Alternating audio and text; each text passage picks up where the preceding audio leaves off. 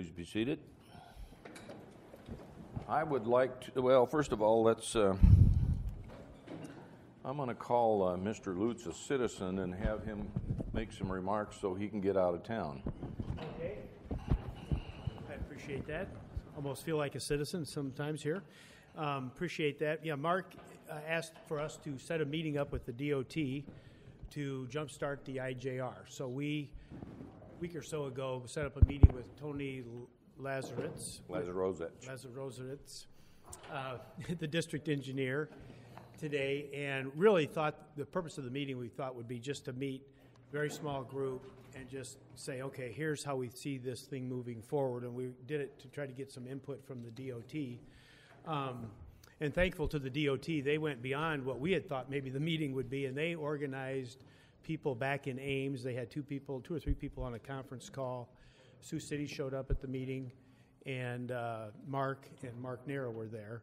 And so it ended up being what is kind of called a kickoff meeting, or I forget the real term of the nomenclature of the meeting, but it was kind of a, let's get this project kicked off. We talked through how the contracting process would work between the county and the cities and the county and the DOT.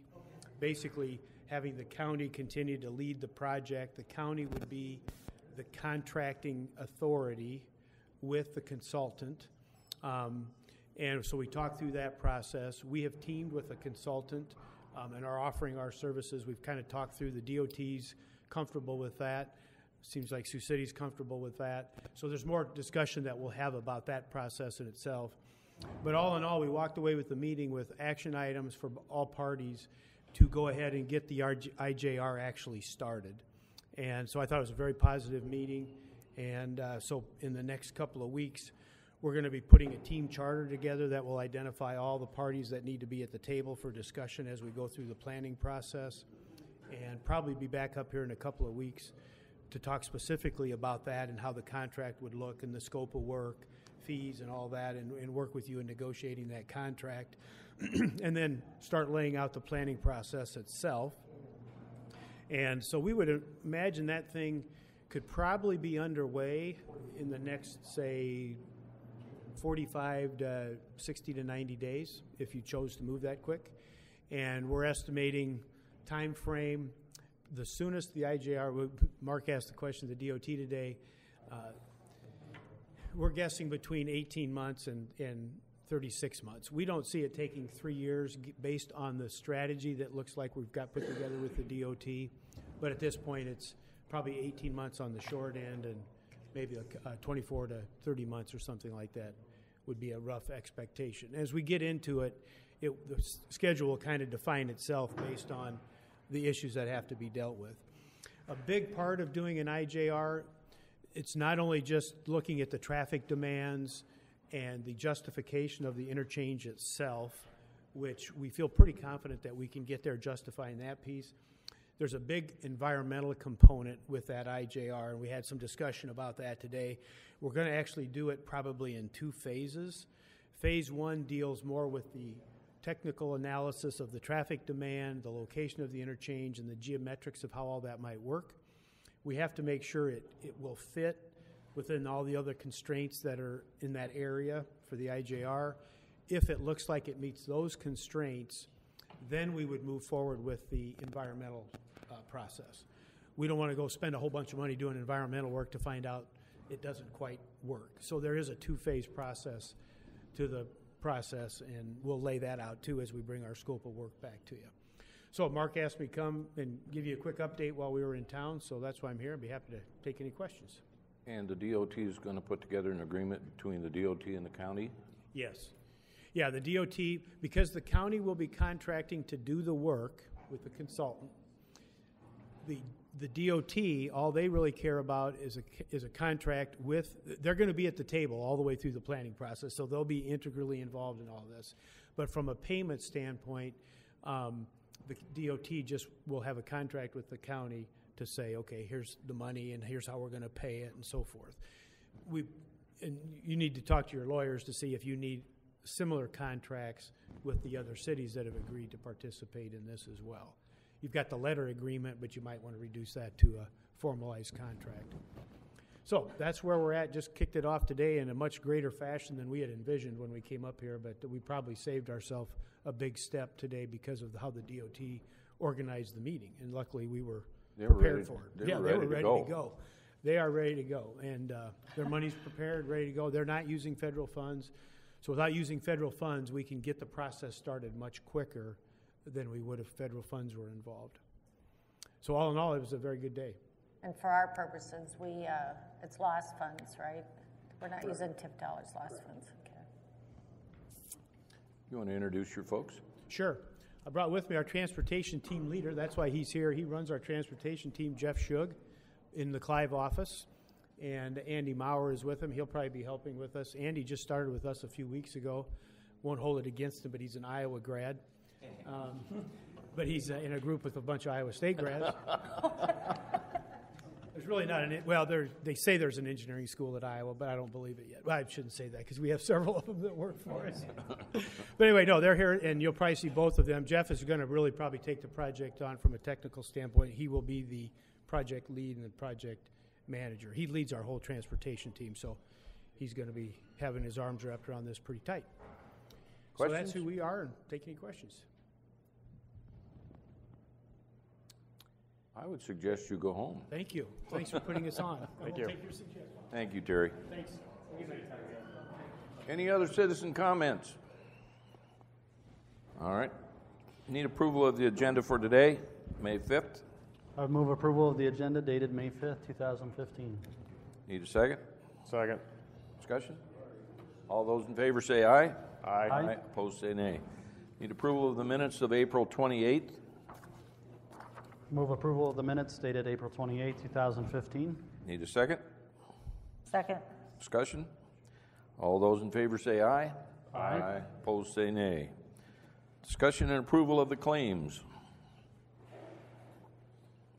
Move on to claims. Did you get that one taken care of? You can, Mr. Stallman?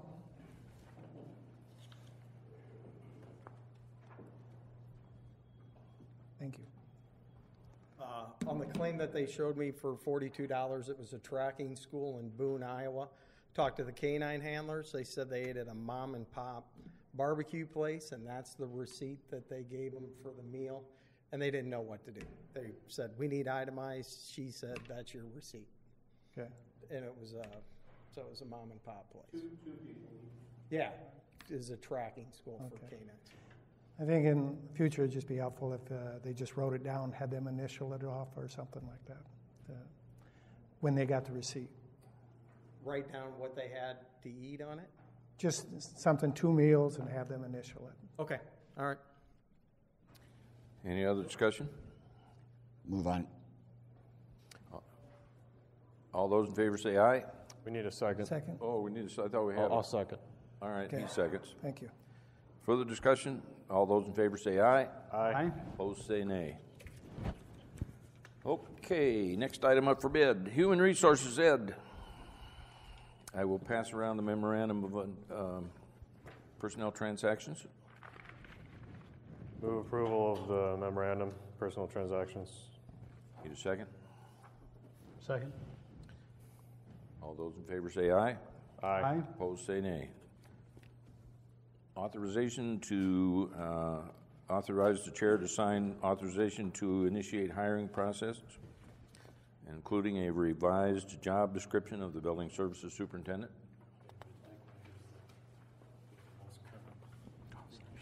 Yep, I've got it here. I lost mine. This is only a couple of minor tweaks. We found a couple of English errors. Is that what I've already have? I think. It may be that's the final. Okay. Yep, that's the final one too. Need a motion. Move to authorize chairman to sign authorization to initiate hiring process. Need a second? Second. Discussion. Do we want to do that before we approve the new job description? I'm just asking. Yeah, typically, the job description's not been something that's been brought for approval. When we took the old job description, we added a couple of things that we found, like with the city of Sioux City, Western Iowa Tech, Polk County.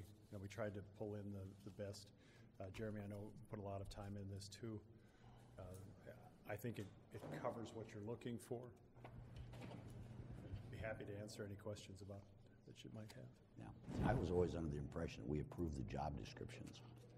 Yeah, I was trying to check back through the meeting minutes and stuff and visiting with people on a historic basis and couldn't find that anybody had previously. I don't remember. It's up to I the know board. when we did Dennis's, I know he revised his, and I don't know if we had formal board action or not. Jackie, have you got your mic on? Yes. I think it is. We checked, and there wasn't, job descriptions haven't normally come before the board. I'm sure you folks have seen them when you've approved them, but it hasn't been something that you've taken formal action on. The assistant county attorney has recommended that we do this from here on out. Yes. To approve them? Yes. Yeah, that would, in the light of complete transparency. Okay. Did you include that in your motion or a separate? No, this is just the authorization to hire. The job description is the next one.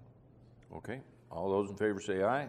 Aye. Opposed say nay. Now, what are you suggesting, Pat? That you just approve the job description. What I understand, there's a few clerical changes. It's nothing. A couple of minor tweaks. As an example, in one place it said attendance required, another place it said attendance is required. So we just made sure that we put those in place. There was a place where it talked about licensure. We made sure that it wasn't redundant and that we didn't put in unneeded stipulations in a couple of those places. So just very minor. You can see highlighted in yellow anything that's different from the old job description versus the new. And starting on the middle of page 2, going down is Title 6. Yes, that's Title 6, and the changes that are there are essentially just English cleanup.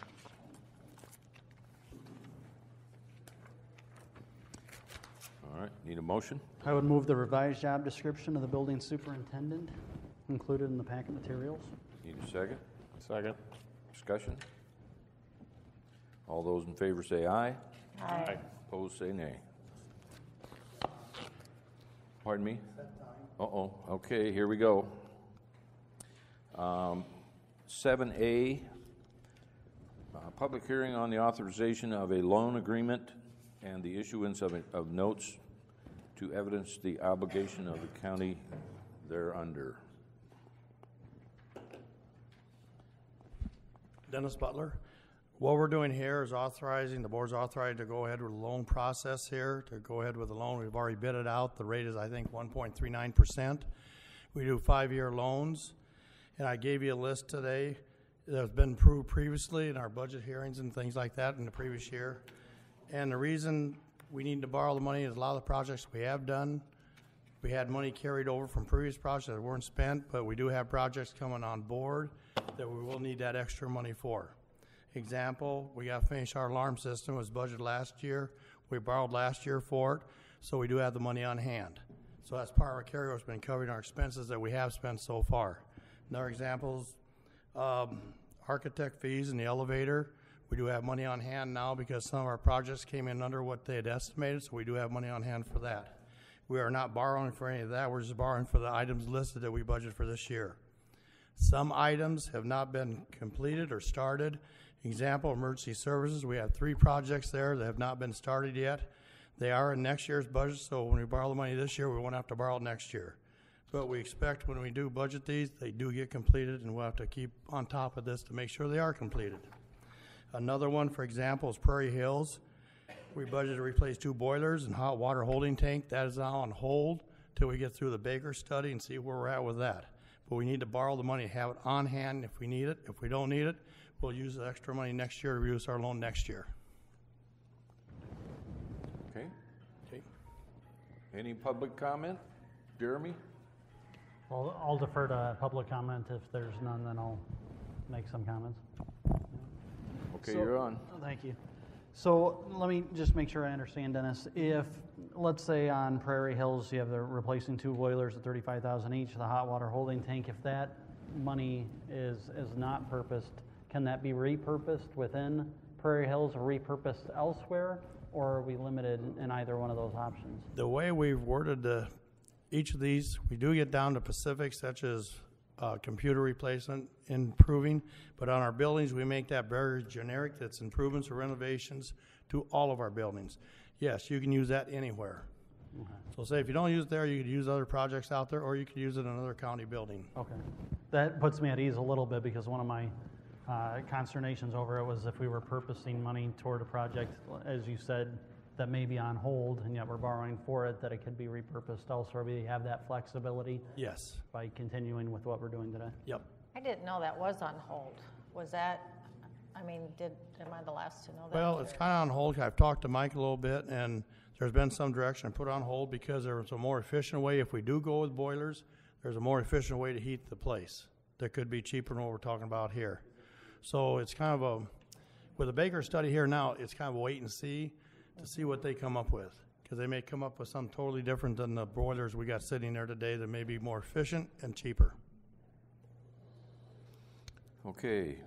Anything else on hold because of the Bakers? I mean, is it all on Well, hold then? no, just those 2 items out the Prairie Hills, because Prairie Hills is kind of a space study too.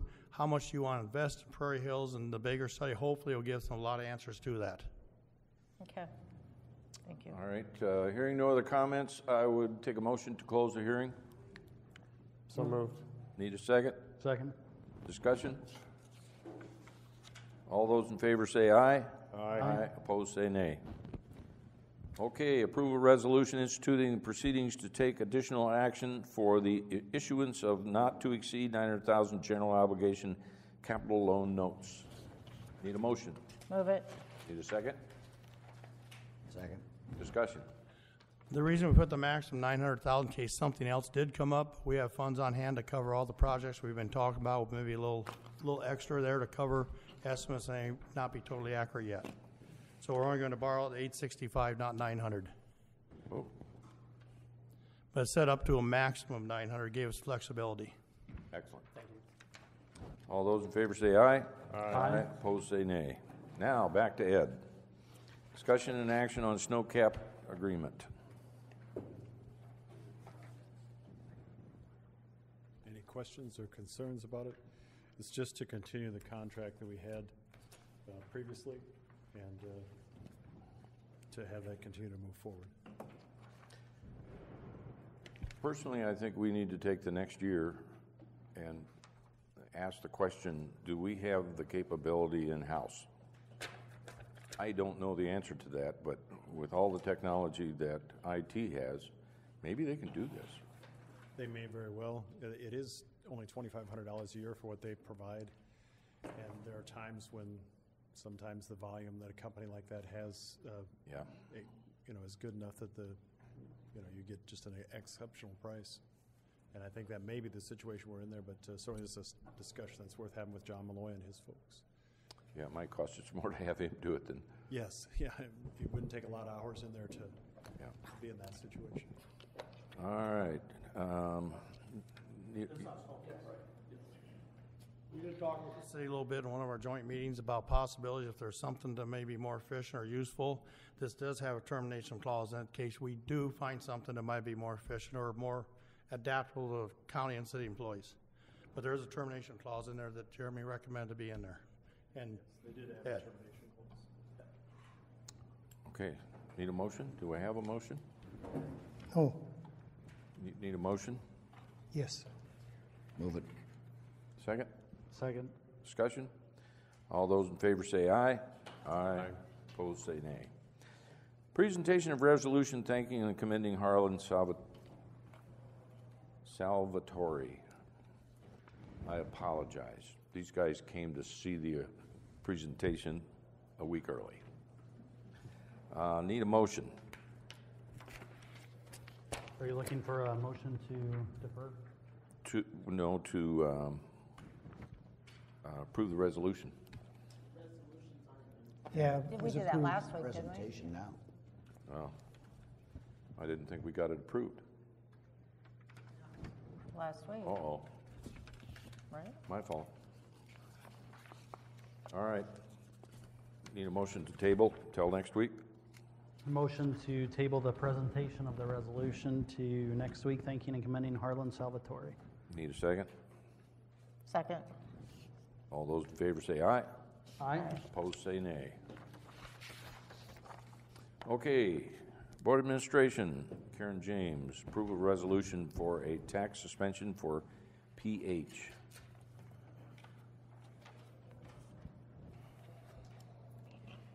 Move it. Need a second? Second. Discussion?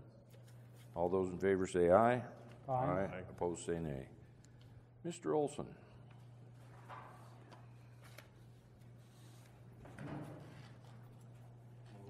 Mark Olson, Juvenile Detention.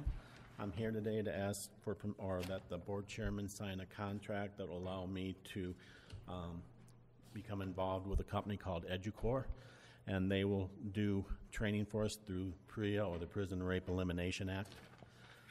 This will allow my staff to be trained 24/7, so overtime wouldn't be an issue. They could do it right on site.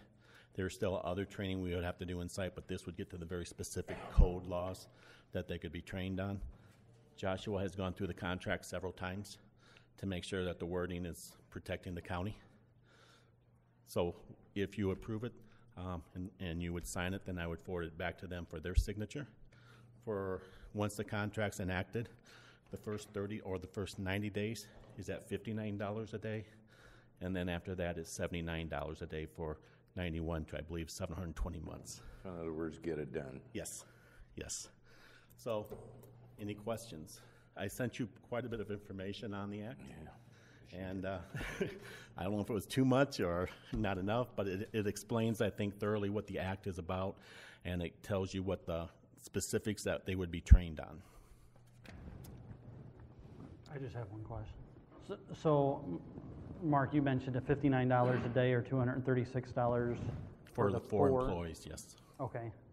And when you say per day, that means the clock starts running the date As that soon we as the execute the contract contract. is signed and we get it back, then it kicks in for the first 30 days is at $59 a day. And then from, I think it's 31 to 720 or 91 days to 720, then it would be at $79 a day. Now, there's a lot of other people that's supposed to be trained in this. I would not want us to pay for that. CBM or anyone that has access in any way to these kids are supposed to be trained in this. I've already talked to the school system. They know they would be responsible. And I talked to some of our volunteers and let them know that if they wish to continue, they would also have to go through this training. So once the training's completed by the four managers initially, then what's the end game out of, once we have gone through a certain number of days and those are trained, or you deem that the employees Right. are trained that need to be Right. trained, then do we have an end date on the contract? I believe it's a one-year contract.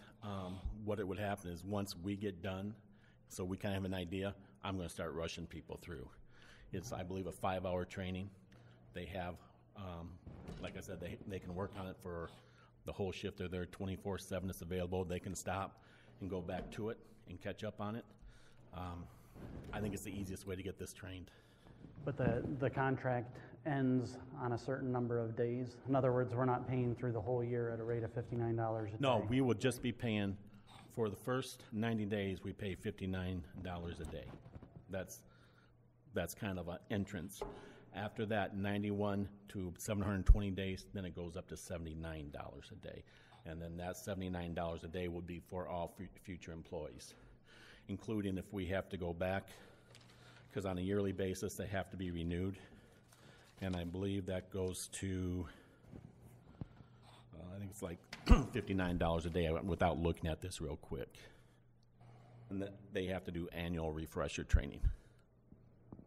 Okay, so at some point, when we're through a certain number of days, then we can say we're done and we're no longer paying that per day. Correct. Rate. Correct. Is that right? Correct. I just want to make sure I'm understanding. Sorry if I'm so You're right. interrupting. You're exactly right. Okay. The sheriff, you've gone through this, haven't you, Dave? Well, if I may, and I'm not Officer Dave Drew, Sheriff.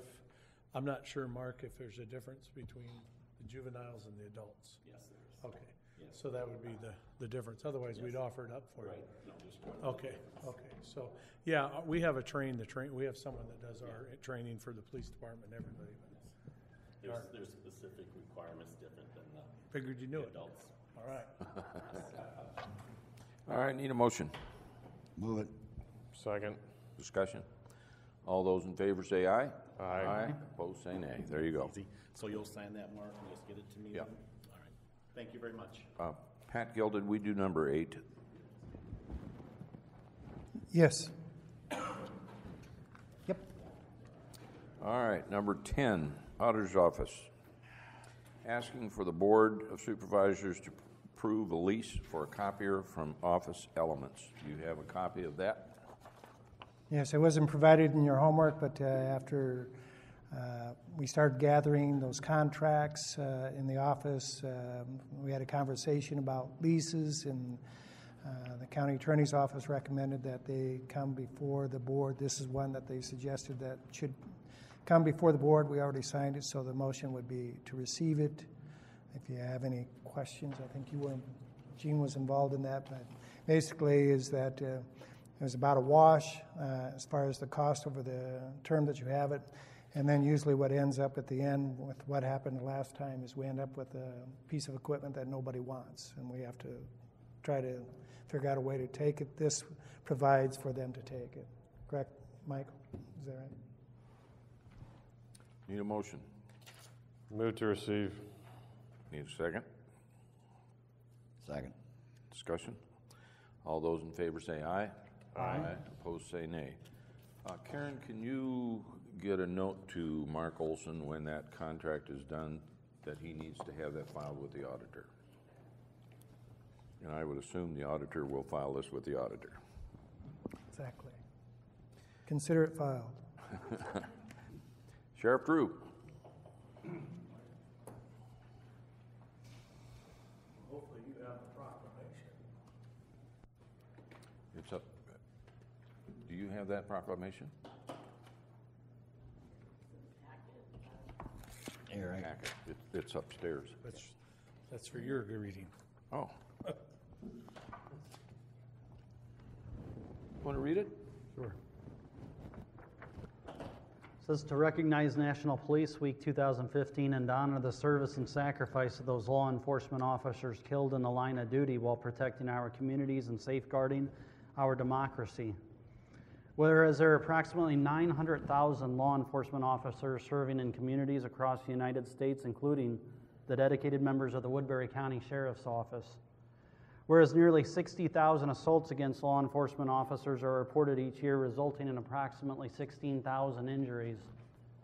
Whereas since the first recorded death in 1791, more than 20,000 law enforcement officers in the United States have made the ultimate sacrifice and been killed in the line of duty, including 11 law enforcement officers in Woodbury County, Iowa, to wit: Special Agent Kevin J. Kramer, 1996; Captain Philip A.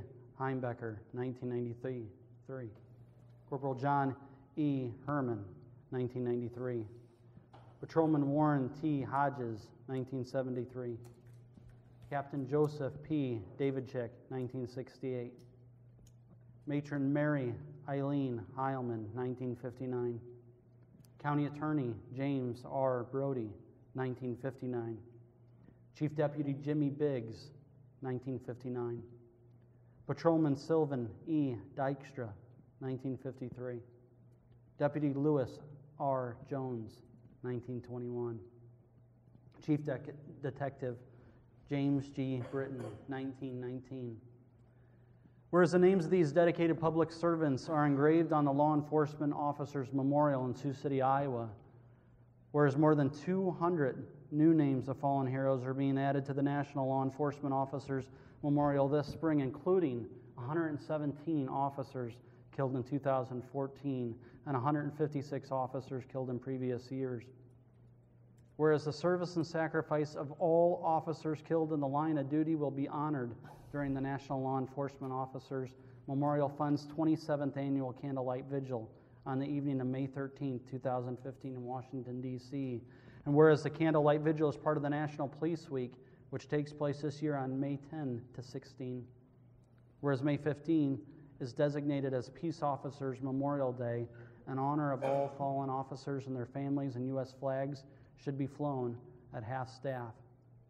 Therefore, be it resolved that the Woodbury County Board of Supervisors formally designates May 10 to 16, 2015 as Police Week in Woodbury County, Iowa, and publicly salutes the service of law enforcement officers in our community and in communities across the nation. All righty. Thank you for recognizing us.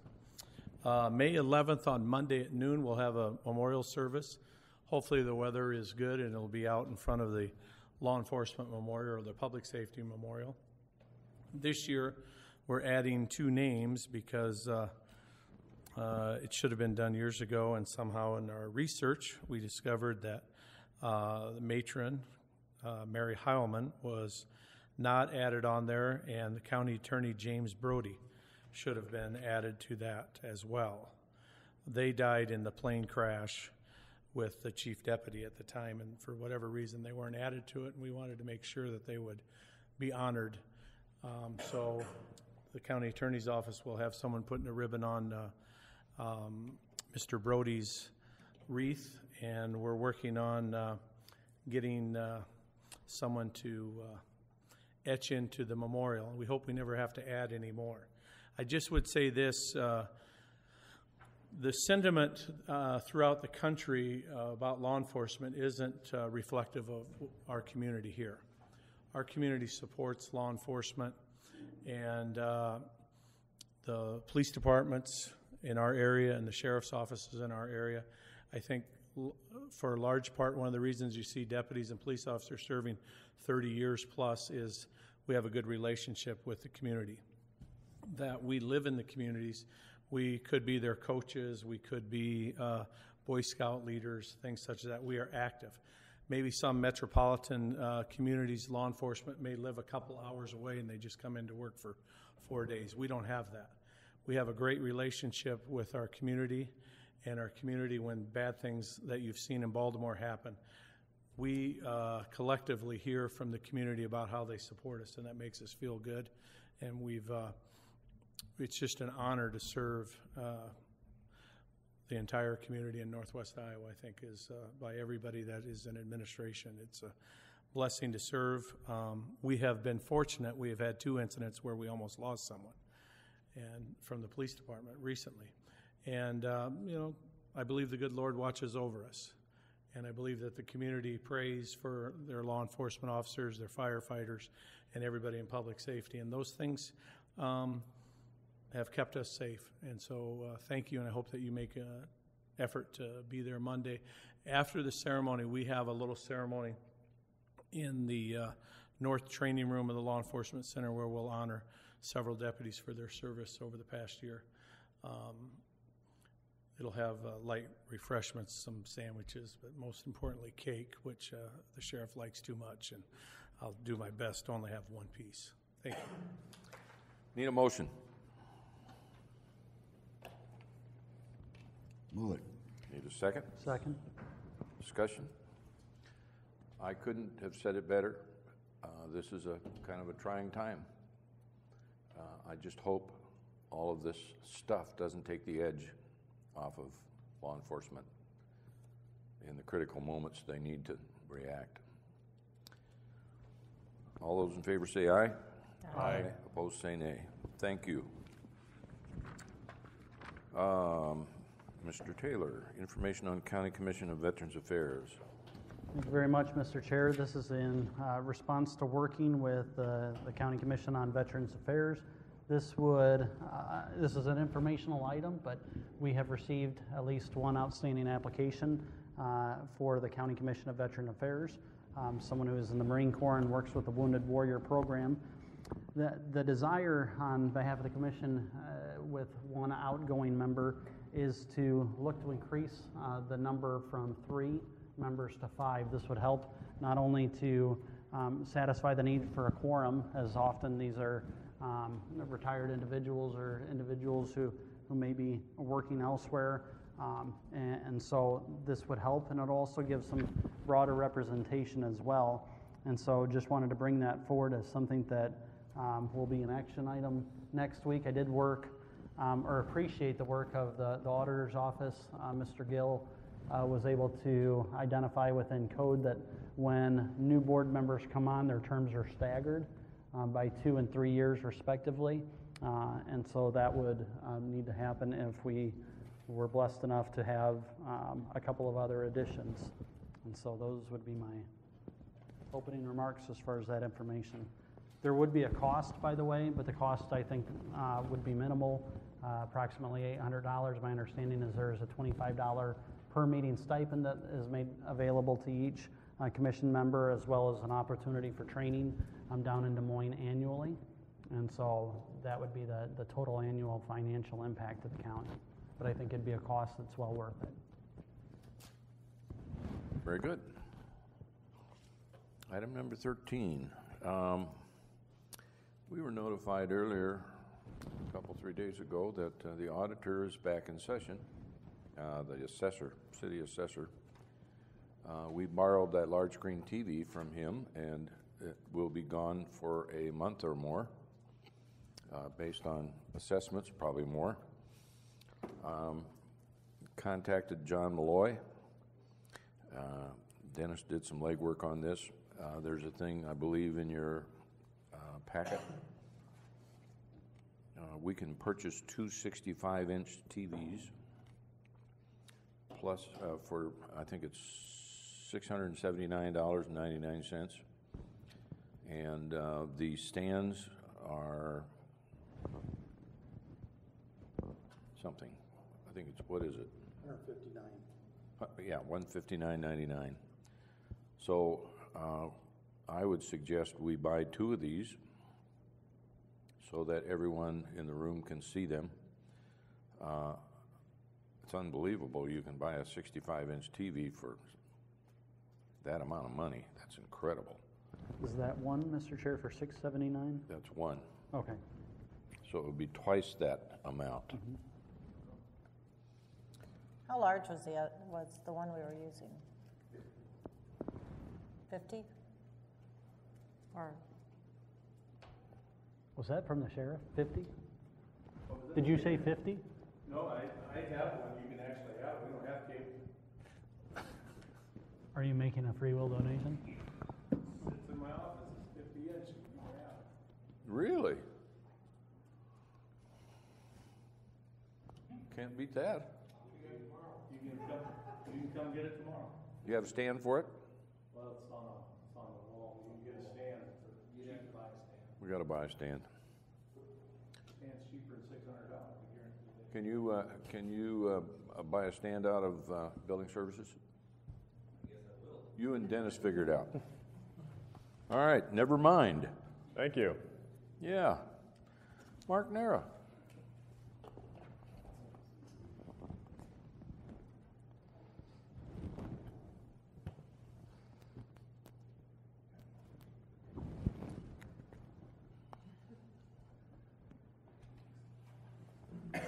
Mark Nera, Woodbury County Engineer.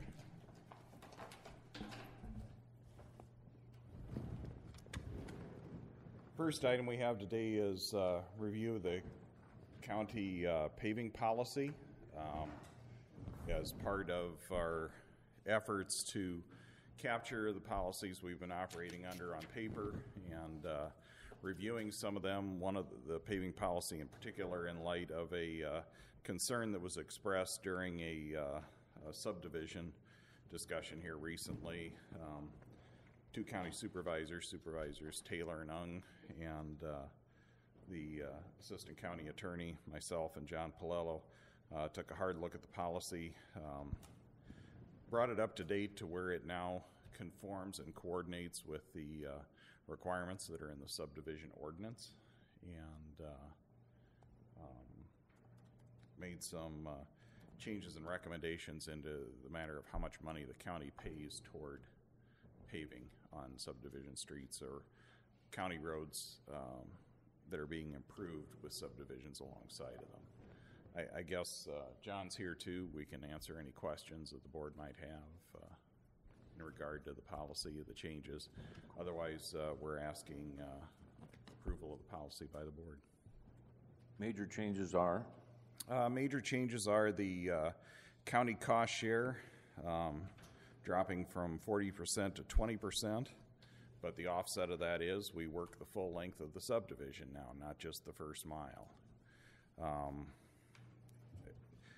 If you look at the cost of road building today compared to when this policy was first reviewed and implemented, we're looking at in the area of $450,000 to $550,000 for a mile of new pavement. At the time we used to be doing this, we might be looking in the $150,000 to $200,000 range. But as asphalt costs have gone up, there is no cheap pavement out there anymore. Both asphalt and Portland cement concrete are just about on equal footing when it comes to putting down square yards of pavement on the road. And we have low tax rates for secondary roads here in Woodbury County compared to many counties. Many of our counties, including in our area, are levying up to that $3 3/8 toward the road department.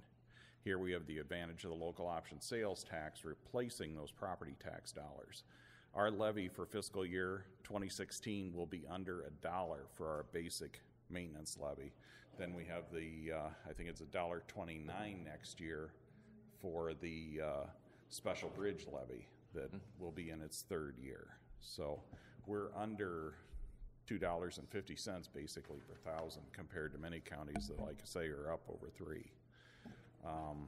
If you look at the cost of putting in a road compared to what's returned in property taxes, when you cost that out over 20, 30 years, the property tax paid to the county road department doesn't come close to paying the price of that roadway any longer. So I think it was time we take a look at that cost share. The assessment district project or process requires that the landowners pay at least 50%, but the board can assess up to 100%. So you are still returning a portion and paying that 20% toward the road in return for that development. Any other questions? If not, need a motion? Move to approve the county paving policy. Second. Discussion? You good with this, John? I think it does a lot of things towards allowing the zoning commission to make recommendations. Excellent. I'd correct my motion to receive for signatures. All those in favor say aye. Aye. Opposed say nay. Next item. I missed the screen up there. Next is consideration of a certificate of completion for bridge replacement project L-BK 199-73-97. This was a local bridge project constructed by Christensen Brothers. This was on Michigan Avenue, east and south of Anthon. Need a motion? Move it. Second? Second. Discussion? All those in favor say aye. Aye. Opposed say nay.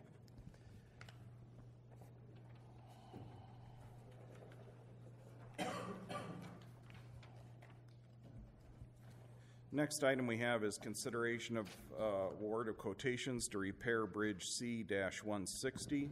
This is on Haskell Avenue north of Mobile. This bridge was damaged during the storm events we had June 15th of last year. FEMA has awarded funding for repair of the bridge. The bridge has three strong backs, which are basically a beam that span the width of the bridge that are supported by piling on either side. The piling washed out of this bridge during the flood. The scour in the stream was sufficient that the pile lost their bearing, and we never saw them again. They're halfway to the Gulf by now, probably. But we are replacing them with 4 steel H-pile that'll be driven and then welded to that strong back. We currently have that bridge posted 20 tons. We'll be able to restore it to legal loading. We sent out to quotes to I think it was 6 contractors. We received 2 responses. One quotation from Dixon Construction, a second one from Nelson and Rock. The low quote received was from Dixon Construction. The thing that they asked was, instead of completion in July, they requested that date be pushed off to October 30. Since the bridge is open to traffic, we didn't feel that date was critical, and it wasn't worth $10,000 to push that date along sooner. So I make a recommendation that we award the quotation to Dixon Construction. Move it. Need a second? All right, discussion. All those in favor say aye. Aye. Opposed say nay. All right. The next item I have for the board's consideration, we approved and renewed the paving policy. We also have 2 other policies for the board's review over the next week. We'll be bringing these back within the next 2 weeks for approval. The first one is on our sign installation, inspection, and maintenance program. This is now required by Federal Highway Administration that we have a policy. Primarily, it is to review the reflectivity of signs, but our sign policy also takes into consideration important things like stop signs knocked down in the middle of the night, yield signs, how quickly we get out and repair them. Some of our other signs are less important, but for the board's information, a stop sign down or a yield sign down is a 24/7. We send somebody out to at least get up a temporary. Those signs cost people's lives if they're not up and in place quickly. So when we get a call from dispatch, we send out an employee as quickly as possible to get those taken care of. Currently, we're going to be addressing nighttime reflectivity through a nighttime inspection process. I may be looking for a part-time employee to assist with that. I'm looking for volunteers over 60. They're the target group that everybody is looking for, as far as from the time that you're 20, you need roughly double the light to be able to see and recognize a sign every 13 years. So a 33-year-old needs twice the light of a 20-year-old. A 44-year-old needs 4 times the light of that same 20-year-old. The 60-year-old, again, is the target driver that they're most concerned about with the nighttime driving. We can train people that are younger than that to go out and do it. This first round, I'll probably be the one doing a lot of it. Right now, some of our signs are bad enough, we're looking at doing this on a pass-fail basis. We are making good inroads on collecting our sign data. Kyle Gates has taken that task under his wing with our 2 sign men, and they've been gradually collecting data, but I'm guessing that when we get the final tally in, we'll be somewhere between 14,000 and 16,000 signs on our road system. That's a lot to take care of over the years. Gradually, you'll see this program evolve into something different that doesn't require quite the nighttime inspection effort that it does now. We'll probably evolve into something that'll look at the life expectancy of those signs and then replace them at an interval that is comparable to the warranty period on signs. Most of the new signs we put in have a 10 to 15-year warranty on them, depending on the type facing we purchase. And this would allow us to better budget and know exactly what we need to spend each year by being able to budget for certain signs to be replaced. So that program will eventually evolve. One of the issues that I think is important for the board to be aware of here, signs that are not required by the manual and uniform traffic control devices. Signs such as children at play is my particular bane. They're no longer in the manual and uniform traffic control devices. We get requests for them a lot. We don't put them up anymore. There is a playground sign that is in the manual that we do allow, but there has to be a playground or a school nearby. You only see these in the unincorporated towns that we work within. We do get requests for horse on highway signs, farm traffic entering. We pass that cost along to the party that's requesting those signs. And there also has to be a warrant for the sign. By warrant, I mean there has to be an issue where stopping sight distance for a vehicle traveling at the legal speed limit is less than the distance to perceive that requirement. When you have 14 to 16,000 signs out there, you don't need to be multiplying your system. So those we pass along to others. We work with IDOT, County Conservation, and others on some of the park and historical signs. They pay the bill, we do the installation on them. School-related signs, the schools purchased a number of those. We move them around as they are needed. At a certain point, folks no longer have children boarding a school bus. That sign becomes unnecessary at the location. So we try to work with the superintendents each year to move those signs around. The other policy presented for your review and consideration is our policy on secondary road driveways and entrances. Anytime work is done within the right-of-way, if you read those information sheets we type up every week, people are required to have a permit from the department with jurisdiction, which is us on all secondary roads. Driveways are no different than that. Once a driveway is installed, we take care of it into perpetuity. So when its culvert rusts off, we replace it. We take care of gravel surfacing to the house or to a building site. Fields, we don't gravel, but we allow people to do that. We allow people to pave within a paved road right-of-way. They can pave out to the edge of pavement. If they're on a gravel road, and we can find places where people did it without permission, but we do not allow that pavement on a driveway to come out beyond their fence line. We also don't replace that pavement if for some reason we have to go in and replace the culvert or something. That is up to the resident by our policy for them to take care of. If a driveway is no longer needed, we talk to the landowners when we do go out and clean ditches, for instance. If we find a culvert that's plugged or in need of replacement, we talk to that landowner. Do you still need the entrance at this location? If they don't, we take the whole thing out, don't replace it. And that becomes a cost savings for us. We do allow property owners to construct their own driveways, but they can't go cleaning the ditch, changing the flow line of the ditch to make that occur. They have to come up with the dirt somewhere else. We do allow back slope flattening under permit so that they can make a yard area more mobile, and they could use that material then to build their driveway if they so desire. They can also use their basement foundation material. Most people, if they're building a house, they are generating dirt on site, and they can use that to build the driveway. Otherwise, we build them. The only cost we bill to the owner is the cost of the culvert. So when you say permit, does John do that, or do you? We do that. Okay. That comes through our office. We don't charge anything on permits, but we do coordinate with John's office. When a building permit is issued for a house, he sends them our way if they need an entrance. Or if it's a change of use on the entrance, for instance, if it's been a farm drive and it's now going to be a house residence, we have a lot of driveways that don't have sight distance that meet current criteria. They're fine when you're sitting up at the height of eye of a tractor.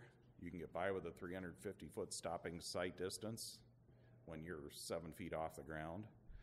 But in a car, that's not enough distance for you to make a safe entry out onto the road on a 55-mile-an-hour road. So we do review those. We also review driveway locations that are requested in the course of platting of subdivisions. This addresses the sight distance based on speed limit on the roads.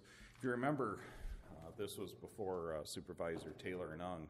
Last year we added a policy that we will go out and regrade a road to provide an entrance at the expense of that resident. We had an individual who invested $10,000 in landscaping on a place where we could not give him a safe entrance onto the property. We were able to get safe sight distance to the west, to the east. We had to change the profile of the road so that we could assure that person's safe entrance. We don't allow multiple driveways on on subdivision lots, single residential lots under 10 acres. Usually if you're over 10 acres, you're getting into a farm. This has been something that we've received some complaints about the same time as the paving policy came up. There are people that would like to fill in their ditches, be able to drive in anywhere along the road, but again, each of those driveways is a long-term expense for us in taking care of culvert surfacing, etc. Each driveway becomes a drainage impediment within the road. They're a place that traps soil. They're an area where the roadside drainage often doesn't, or the drainage of the road surface itself doesn't work, because you end up either with rain draining out onto the roadway over the surface of the drive, or being unable to get off the edge of the road. A lot of the soft spots we get on the edge of the road are in the vicinity of driveways. When people only have a 150 to 250 foot frontage, and you're looking at a 35 to 40 foot wide driveway serving it, taking up 80 feet or a third of that frontage is an awful lot for them to go out there and have in that driveway surface. I've not recommended, and we've routinely turned down requests for multiple driveways. I probably turn down 2 to 3 per month. We don't allow circle driveways for them to loop those in either.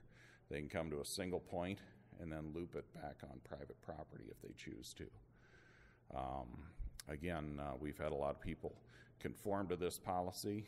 I'll be honest though, there are a lot of people that as we're reviewing this, if they're watching this on YouTube, they might call in and say, hey, we would like to see you do something different. I can tell you the first exception you make, you'll make an exception everywhere, because unless we have a sight distance problem that prohibits that second driveway, once we open the door to allow multiple driveways, we're going to have multiple driveways all over serving a lot of these lots. So we have some that predate by a long shot. One of the areas that I hear a lot about is Old Lakeport Road. We have some where you have an appearance of 2 to 3 driveways on a frontage. What we actually have out there for the most part is 2 to 3 lots that have been combined and are occupied now by a single house. Each of those lots had a driveway when it all started out, so appearances can be deceiving when people point at exceptions that may have been made, and again, there were some exceptions made prior to about 1990 is about where I see that this all started. So, but those are the policies in place. If the board has any comments, probably like to give you a couple of weeks to look at these, and if you see areas where you think we ought to make a change, or you have any questions about how and why they've evolved to where they're at now, please feel free to give me a call. I got involved in that double driveway thing here a few years back. The guy built his garage before he got permission, and he wanted a second driveway. Yeah. Ouch. I had one that wanted to, well, the one a couple of weeks ago was on Buchanan Avenue, and he wanted to put in a second driveway so he could build a shed on the back of his property. I mean, we will work with the people. We'll move the driveway up and down so that they can find a more favorable geometrics to get back onto their property. I mean, a driveway doesn't have to be straight in and out of your garage. It can have some architectural aesthetic by having a little bit of a curve in it, or creating that circle drive back on private property. But again, at the point of contact of the road, for safety, for reducing those potential areas for an accident, for maintaining drainage, the one driveway per lot works for us very well, and I think reduces the points of conflict out on the road for the traveling public as well. Maybe you said this, how wide is the driveway? I could see it. If they can't have 2, maybe they'll have a 4-lane. The minimum is 20 feet. Okay. We'll routinely allow up to 40 feet in front of a farm where they're trying to get in and out with semis. Residential will go as wide as 30 feet. Sometimes that's necessary on some narrow gravel roads if they've got to get LP trucks and larger vehicles in. Somebody who might run a truck as a business and then do that as a rural occupation. might need a wider driveway. For businesses, we will allow 50, 60 feet even, because you've got trucks meeting. I think one of the longest driveways we've ever constructed is going in at Dan Lee's new proposed, well, it's not proposed anymore. It's he'll be applying for permits for it shortly. His convenience store down on 260th. And the primary driveway that'll be serving as the truck entrance, I think we're looking at 120 feet of pipe under it, and the surface over the pipe is over 70 feet wide. But you need that 60-foot radius to get in there with some of the long semi-trucks. Again, we look at businesses different than we look at the residents. Okay, you'll bring this back in a couple weeks. Yes. Okay. Next is consideration of a permit for installation of underground electric lines within the highway right-of-way for Woodbury County REC. This is to provide power for a new home on Lee Avenue. Move it. Need a second? Second. Discussion? All those in favor say aye. Aye. Opposed say nay. I'll bring these to you at the same time, Mark, for signature. Next one is consideration for Woodbury County REC to run a new service line south of Anthon. They're running some new three-phase out there. I've asked them to temporarily suspend the proposed project in the vicinity of Mason Avenue and 250th Street. That's where our big grading and paving project is. We have not made the determination on the design of that intersection yet. We hope to have that for board consideration here in the next 2 to 3 weeks. This is one where I can make two very good intersection designs. One's going to cost about $500,000 more than the other, and I want the board's input on what kind of a long-term system you want at that intersection. So before we go, we'll have some visuals on that new 50-inch TV to show you of the two intersection configurations. But for the time being, they're going to leave that leg. It'll be part of the permit, but they won't construct that leg until later. The rest of this, again, is running three-phase from the Miller Township substation to service in that area. I recommend approval. Move it. Need a motion? Move it. Need a second? Second. Discussion? It's too bad Mr. Heyman isn't around to see this. All those in favor say aye. Aye. Aye. Opposed say nay. The other one is for another three-phase expansion. The REC calls this the Grant Center School South. It's a combination of overhead and underground lines. I recommend approval. Need a motion? Move it. Need a second? Second. Discussion? All those in favor say aye. Aye. Opposed say nay. Need a motion to recess the Board of Supervisors meeting? You just recess it. Pardon me? We're just in recess. We just didn't go right in, okay? I just noticed on B, that needs to be 2015. Oh, yeah, I will get that corrected. Yeah. All right.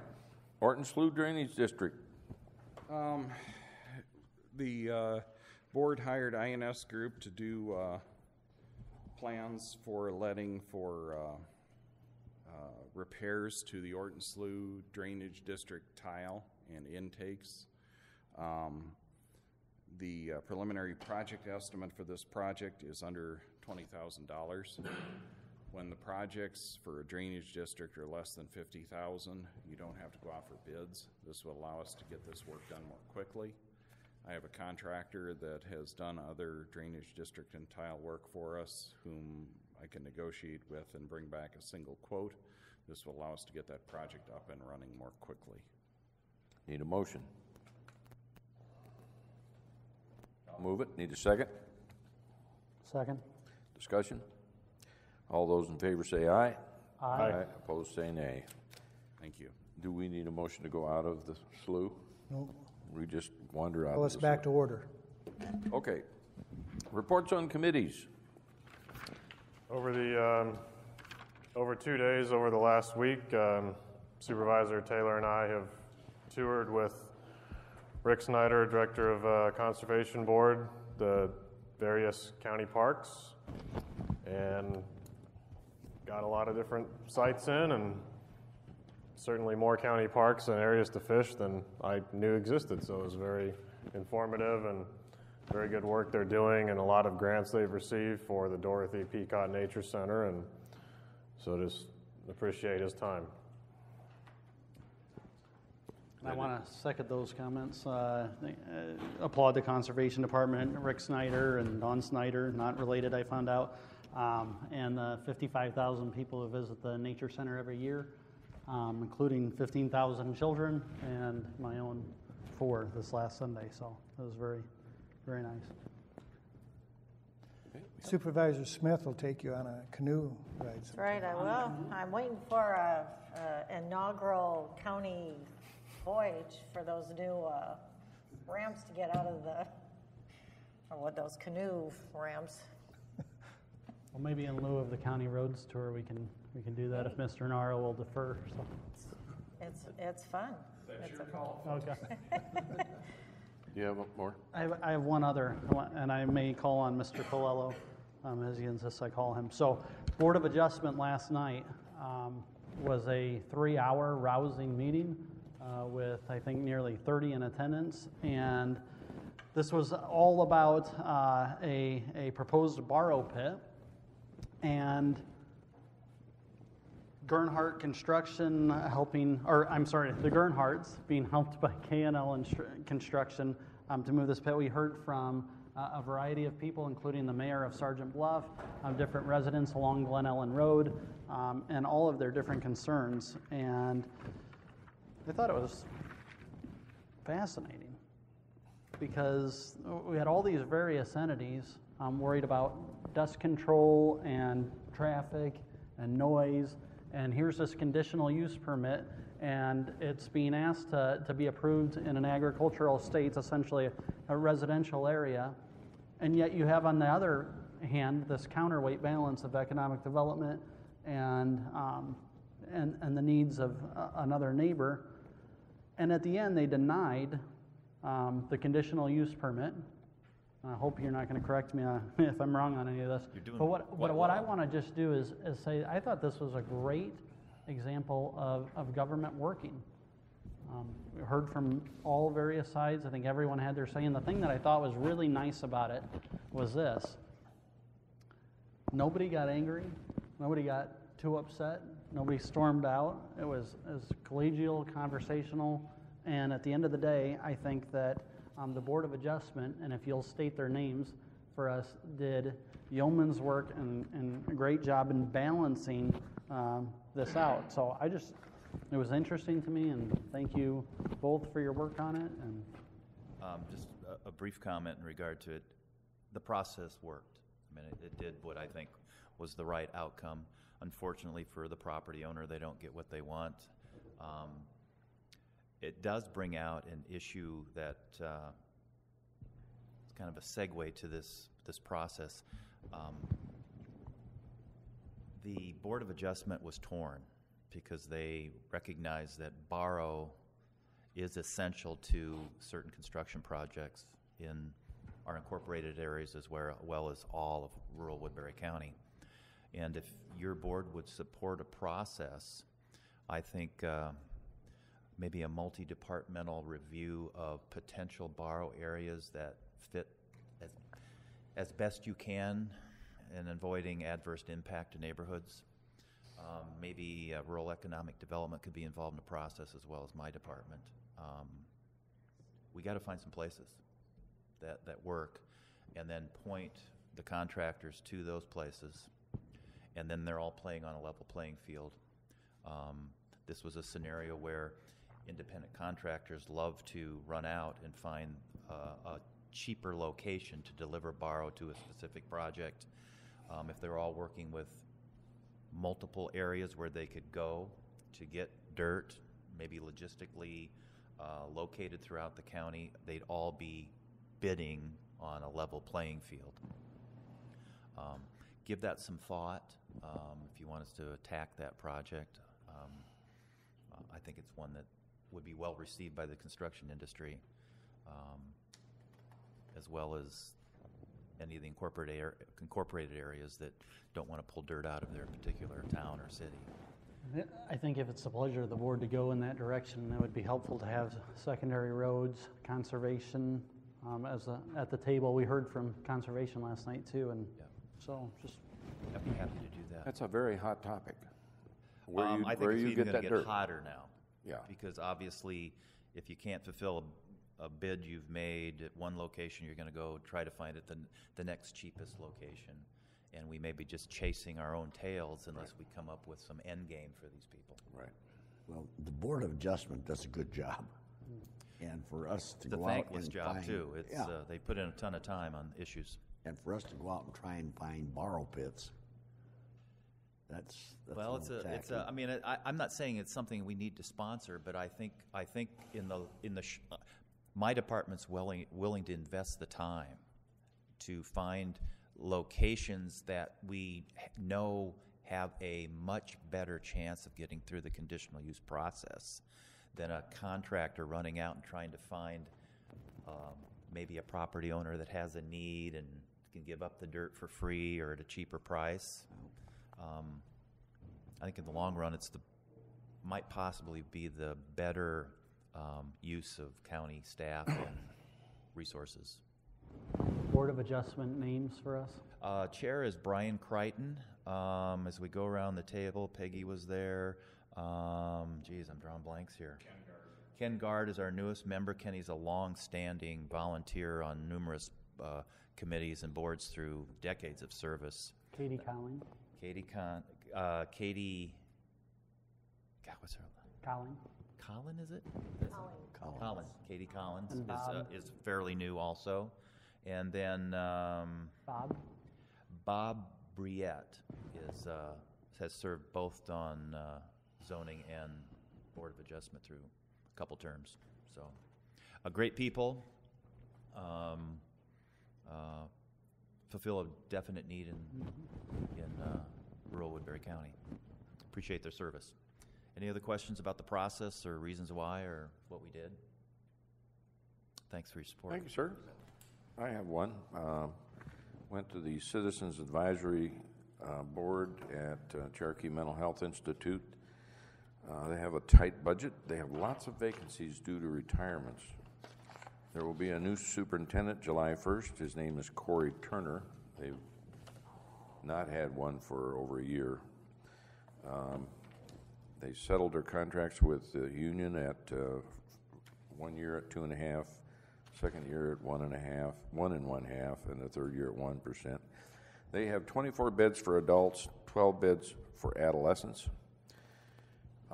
It is at a point where when a patient is checking out, they usually try to get them out by 3 o'clock. They have a new patient waiting to move into that room in the building. That's how fast their turnover is going. They are at maximum most of the time. They also have a sense that they may be getting some of the patients from Clarinda and Mount Pleasant. They will not get additional funding for personnel to take care of them. So what that's going to do is take up beds that we've been using in this area, which is certainly counterproductive. The other piece of that is the CUSO unit, which is the sex offenders. They have 101 patients. They have 10 that are connected to the parole system. 6 of those are in communities. The other 4 probation officers have them somewhere.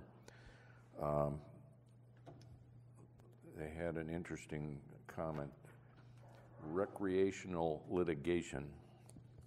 You have 101 patients who don't have a whole lot to do all day, and they study the law and file lawsuits against the state of Iowa, which then they have to transport those people to Des Moines to court and deal with it. And it goes on a weekly basis. It's just unbelievable the time they spend. it's fascinating over there. They do a lot of work. We need them bad. To get somebody in on short notice at a short distance, it's critical we have that facility where it is. It would be devastating if they closed it. Anyone else? Mr. Chair, I have a question. Yes. Sheriff, you said last week that this week you wanted to discuss any recommendations on the cap of deputy reserves. Did you change your mind? Yeah, I got busy with the CF, so Okay. we'll put it on the agenda for next week. Okay, I just want to make sure you were able to, okay. Okay. Hearing no one else? I do. Okay. Too late. Gene and I attended our first fraud and internal control training. That was pretty interesting. I'm sure other folks won't care to hear what comes out of that, but it was pretty interesting. Tomorrow we'll have an open house here for the recorders to demonstrate what we have now opened another era of our images. They're online now. Instead of having to come into the office in order to do that research, you can do it online. That was a $110,000 project that was financed out of our records management fund. Next Tuesday, before your meeting at 3:30, we will have the vendor that we currently work with for election machines. They're coming up to, we're looking at some of the equipment that they're proposing that we use. So they'll be here at 3:30 if any of you folks want to stop by to take a look at that. Otherwise, we're working with them to figure out what we're going to do. I just wanted to take this opportunity to clarify the discussion that we had last week when I butted into your discussion about CF Industries, and just want to clarify and take this opportunity to say that, Mr. Clausen, you were right. We don't have carte blanche, the election officials, as far as being able to do whatever we want to do out there. You do control the purse strings. Joshua provided me, I told him today that he was the third, I think it was either third or fourth time they've been provided this Attorney General's opinion that deals with the elected officials, which says basically is that you folks do control the purse strings, but we do have the ability, we're independent, and within that framework of the budget, once you give us the money, we can do with it as we see fit, as long as it's dealing with the code section. But we don't have carte blanche. The thing that I was concerned with... So I don't forget. What was that? I said I appreciate that. Yeah. And but the concern that I had, and I just want to address it again, was Mr. Drew brought forward a plan, and the sheriff has that opportunity to do that. He's in charge of public safety. But what kind of made me squirm in my seat a little bit is when you have somebody from the company saying, "Well, we don't agree with that plan," and I felt that they were appealing to the board. That is that the bottom line is that is the sheriff's responsibility to do that.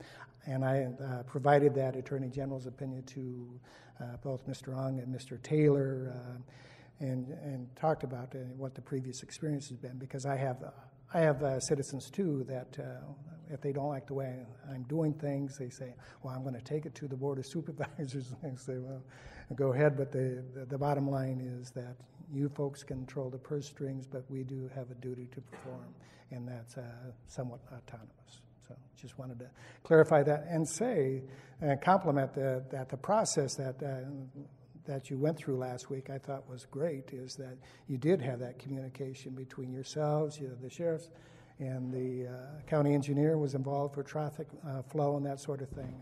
The only thing that did make me squirm a little bit was when it started you had to approve the manner in which he was going to act, and that's always brings that conversation up, brings that reaction from me. Thank you. Okay, I do have one more thing. For the new folks, over the years we have had what is affectionately known as the hot dog day out in the alley, where hot dogs are done in the alley and chips and beans and ice cream. I believe it cost $700 to $800 last year, and the 5 of us divide that up. Karen wants to know if we're interested in doing it again this year. It will be whenever. Usually, I think we did it on a Tuesday. And everybody comes out in the alley, and all the employees come in, and building services puts up tables. We block off the alley, and hot dogs are pretty good. Dennis has a friend in the business of hot dogs. And we got our grill fixed, so we're good now. Uh-oh, did you volunteer?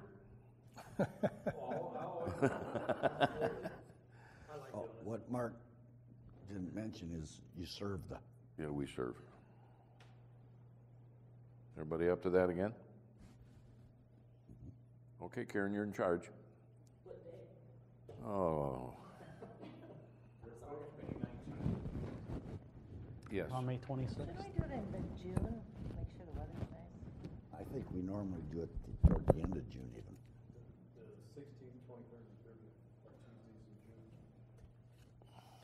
How about the 16th of June? Sounds good.